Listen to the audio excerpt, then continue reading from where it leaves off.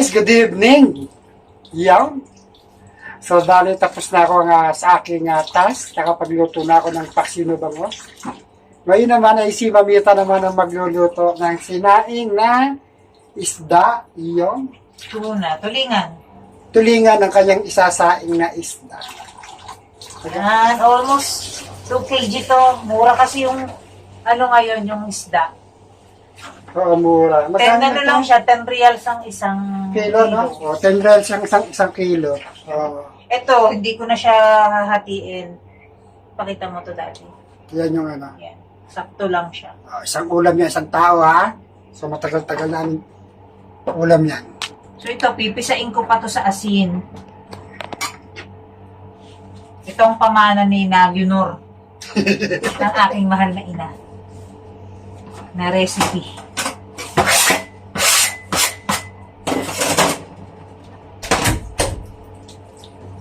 Suko tayo ng salt. Hindi ko makita yung isa kong salt. Lagay lang tayo dito sa sangkalang. Tapos yan, hihiwaan lang natin siya dito sa gitna. Yan, ganun.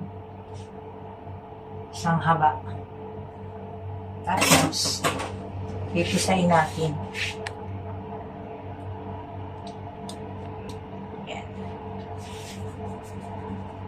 Sa atin kasi rock salt eh. Dito kasi, lang siya yung iodized salt. So, yan. Tinan yung lalabasan niya. Flat. So, yan. Hilera ko siya dyan.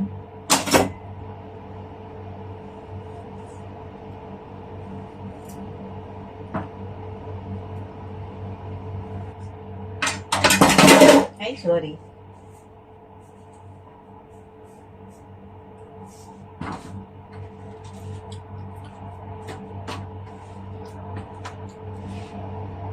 Nung mga bata pa kami, ito ang tinda ni Inay. Sikat siya dito sa Tulingan. Dinadayo siya ng mga tao dito sa niya, sa Tulingan.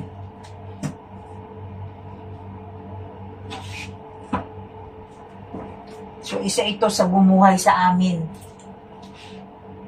Tulingan ni Inay. So, ito guys, lahat napisa na natin. Ngayon, mag-prepare naman tayo ng bawang.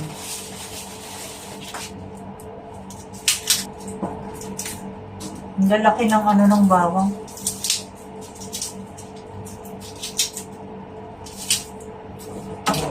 So, ayan. Tataba niya. Ouch.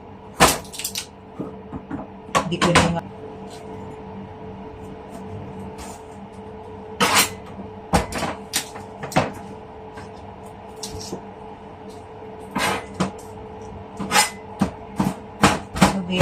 Natin pagkapisa.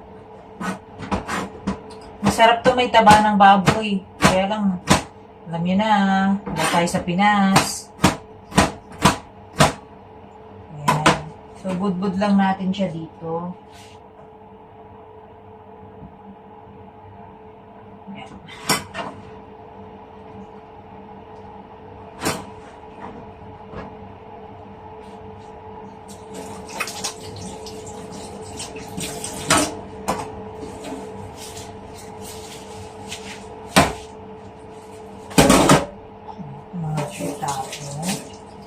So, ready na natin ang hangkalan.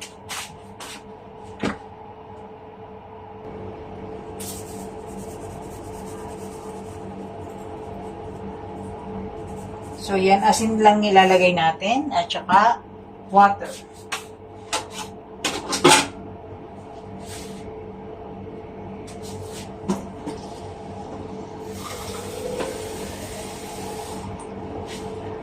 Mamaya pa natin siya titimplahan. Asin lang to at saka tubig, bawang.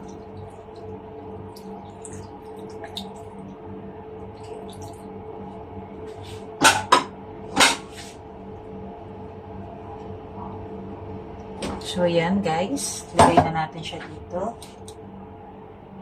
Ipupukay dito na.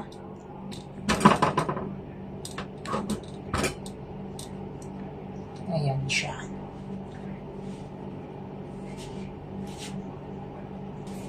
So, yan. Meron tayong white na tela or anything. Usually, cotton ginagamit ko, kaya lang wala akong cotton ngayon. So, ito yung gagamitin natin. Make sure na malinis lang ang ating cloth na panlagay, no? So, yan. Nilalagay ko siya ng ganun.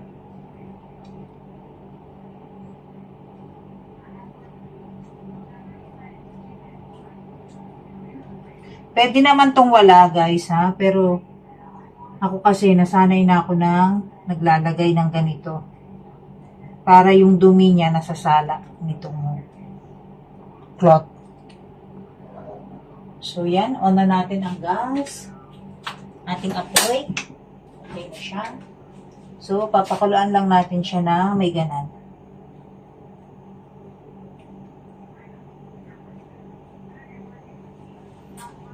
Okay. Where's my cover?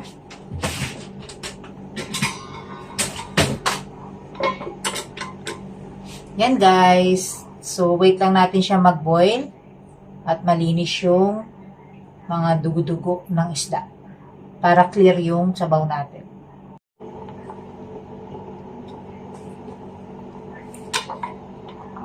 Yan. Hintayin lang natin yan mag-boil, guys. Mamaya, andito dyan, makikita nyo yung mga brown-brown para nasasala siya.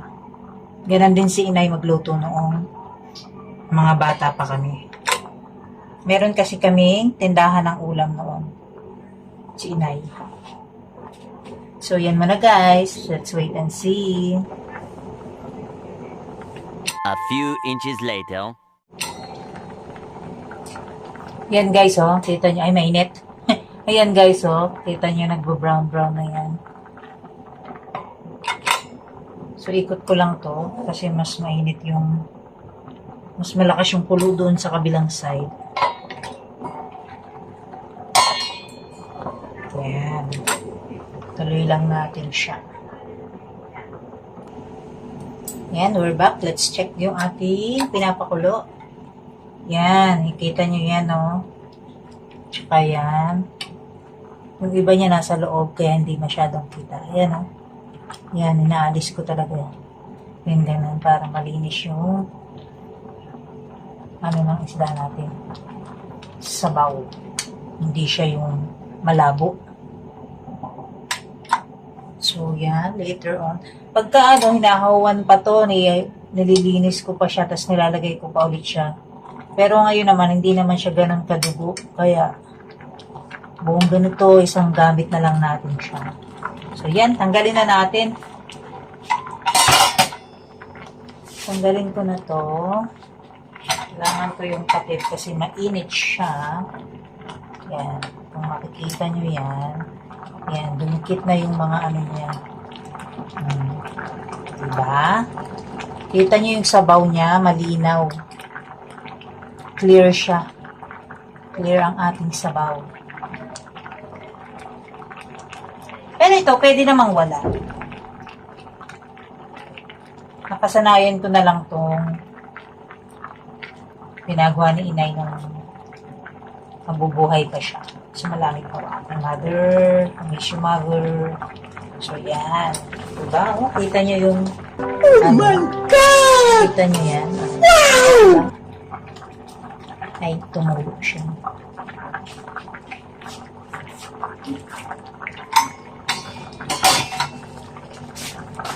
So, yan. Ngayon, titimplahan na natin ang suka. Actually, hindi ako nagsusukat ha, guys. Diretso na ako ng ganan. Pero si inay noon, tanda ko. Kasi iba yung sukang ginagamit niya, yung sukang ano, yung nabibili sa palengke na medyo maputi na ano, na suka. Ganun yung sa kanya. So, sa akin ito. Tapos yan, mamaya titikman ko siya. Papakuluin lang ulit natin yan. Diba ang ganda ng isda natin, ang puti niya. Sarap nito kung may taba ng baboy, no? Meron kasi ako dito, kaya lang frozen pa siya. Abutin naman tayo ng mahabang time pag hintayin ko pa siyang ma-defrost. So, okay naman na yan na walang taba. Sa Pinas na lang tayo bumawi ng may taba. So, yan, pakuluin ko lang siya ng walang takip muna bago ko siya takpan. Okay. Balikan natin tong later. So, yan. Tuloy pa ang kulo. So, yan. Nakaano na yung suka niyan. Hindi na siya mahihilaw. So, pag ganito, ini-slow, ko na lang siya, slow fire. Kung sa Pinas to, sa kahoy ko to niluluto para maghapon kasi yun para lumambot yung tinik. So, dito yan. Hinalang natin yung fire. Tapos, takpan natin. Tapos, every now and then, i-check lang natin, no? Para hindi naman siya maiga. Madami pa naman siyang sabaw. So, later, babalkan ko siya. Yan, guys. Tsura niya. Okay. Pan, slow fire. Okay, balik tayo maya. So, yan, guys. I-check ulit natin ang ating fish. Tikman ko din yung kanyang sabaw.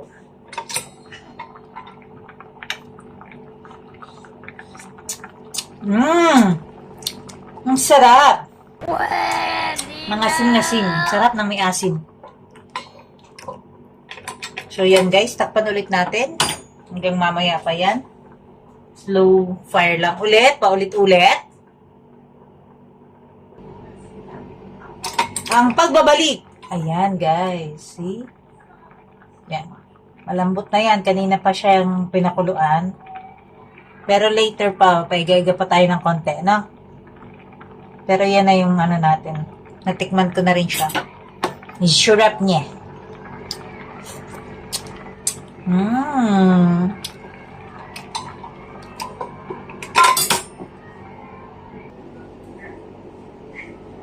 So yan guys, luto na yung ating paksiw na bangos at sinaing na isda. Yan. So hanggang dito na lang muna ang ating video. At sa mga bago sa channel namin ni Mamita, please subscribe ka Totos TV. At pakihit yung ating notification bell para updated kayo lagi sa ating mga video. Bye-bye!